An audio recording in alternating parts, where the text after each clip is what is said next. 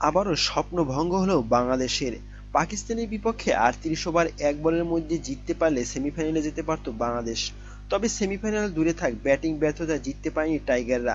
পাকিস্তানের কাছে ৫ রানে হেরে ২০২০ এর চ্যাম্পিয়নরা বিদায় নিয়েছে বিশ্বকাপ থেকে।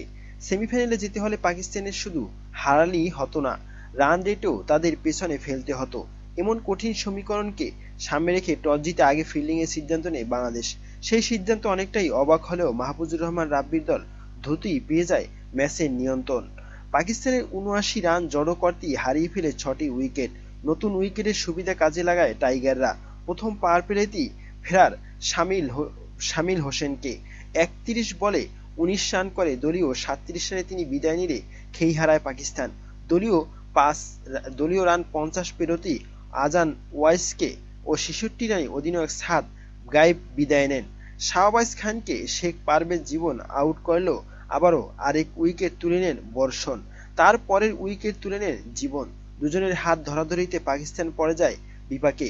এরপর বাংলাদেশের মিস ফিল্ডিংয়ে আর ক্যাচ মিসের সুযোগ কাজে লাগিয়ে উইকেটে সেট হন আরাফাত মিনহাজুল আবেদিন আফসানদান। আরাফাত ৩৪ ও আলী ১৯ রান করে সাজঘরে ফেরেন।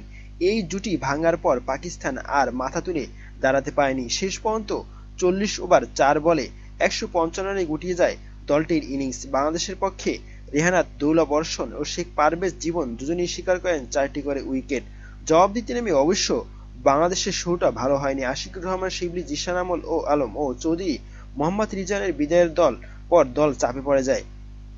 এরপর ৮৩ রানে ৬ উইকেটের পতনের পর দলের হাল ধরেন শিহাব শেমস ও অধিনায়ক রাব্বি।